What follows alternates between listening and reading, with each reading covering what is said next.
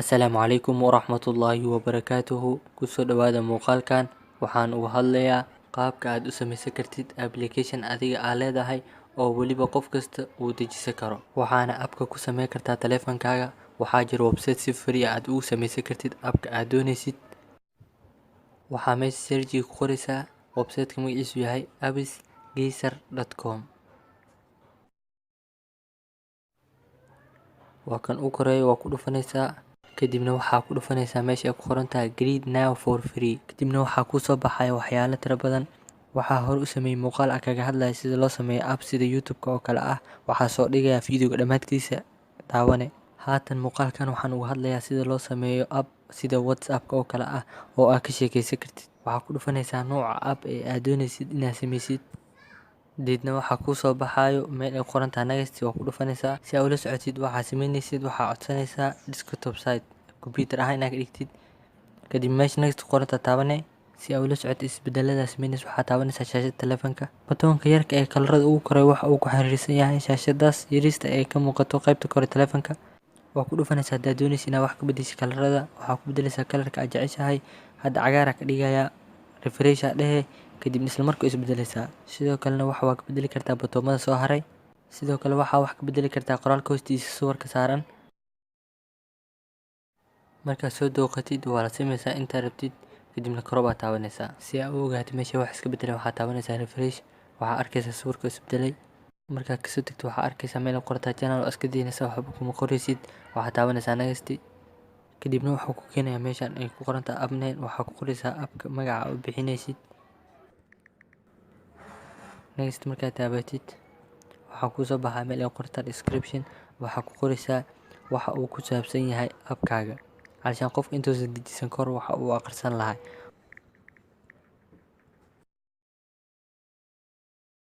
kadibna waxa uu ku geynayaa meesha ay qoran tahay icon. waxaa dooranaysaa custom icon. kadibna waxaa taabanaysaa upload meesha qoran tahay sawir. kadibna waxaa soo dooranaysaa loogada aad hore u diyaarsatay aad saaran rabtay appka.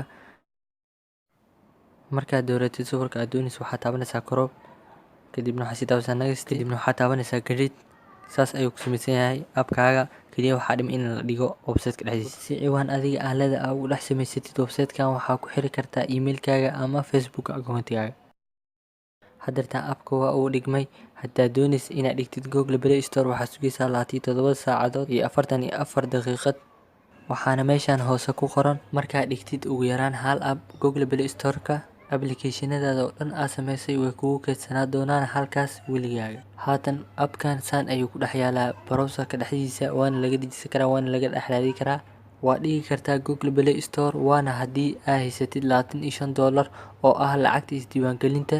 lacagta isdiiwaangelinta haddaa mar dhiibtid mar dambe lacag lagama rabo. app kastana waa dhigi kartaa. marka aad doonaysid inaad dejisid appka aad samaysay waxaa taabanaysaa download meesha ay ku qoran tahay. waxaana sii taabanaysaa falartan. waxaase ogaataa markii meeshaan la marayo next kadib inuu kuu soo saari marmarka qaar wax dowlad ah iyo kansalba. marka waa inaad ku celcelisaa. hadda anigu iisoo saaray dowladda sii taabtay. haddii uu kuu soo saari waayo waxaad soo dejisanaysaa appkan oo magaciisu yahay Skyne. markaad soo dejisatay kadib waxaa u laabanaysaa website-kii. waxaa tegaysaa bartaan kadibna screenshot ayaa kasoo qaaday. markaas kadib waxaa tegaysaa appka. kadib waxaa ku dhufanaysaa bartaan. kadib waxaa kusoo baxaa screenshot-ka aad qaaday mid kamid ah ku dhufanaysaa. kadibna linkiga kugu soo baxay linkiga copy garaysanaysaa. kadib search-ga gelinaysaa. kadib waxaa taabanaysaa meesha next ku qoran tahay. kadib download aad taabanaysaa. haddeertaan wuu soo degayaa. marka uu soo dego kadib waa ku dhufanaysaa. kadibna sida appka caadiga markaad soo dejisatid aa u programmi jirta le aad samaynaysaa. waa furaysaa kan. kadib okay taabanaysaa. kadib install aad dhehaysaa. markuu appka kuu soo dego oo open taabatid start aad taabanaysaa. kadib nambarkaaga ayaa bartaan gelinaysaa. waa sida WhatsApp-ka oo kale. waxaa kuu soo dhacayo koodkaas markuu kuu soo dhaco waa gelinaysaa. kadibna okay aad taabanaysaa. saas ayuu kugu shaqaynayaa. dadkana waa kala hadli kartaa hadday soo degsadaan. waa app caadi ah oo qof kasta isticmaali karo. waxaa fiican inaad ku qorto magac fiican. haddeertaan ma la helin appkan magaciisa magac jiro ma aha. haddeertaan waxaa barooweynaa app kale oo ka mid ah application-nada hore u sameeyey oo ku jiro ciwaankayga dhexdiisa. waana application aan u sameeyey tijaabo ahaan fasalka aad dhigto. waana application lagu dirsan karo casharada PDF ahaan waana laga sheekeysan karaa waana sida WhatsApp-ka oo kale qof kasta waa uu dejisan karaa hadduu taabto meesha dowlad ku qoran tahay oo sii taabtana next aan like hadda ma rabo inaad dejisto oo igu jira waxaa taabtay cancel. waxaa soo gaarnay gabagabada muuqaalkan waxaan jeclaystay halas inaan idinla wadaago waana ku mahadsantihiin daawashadiina maca salaama.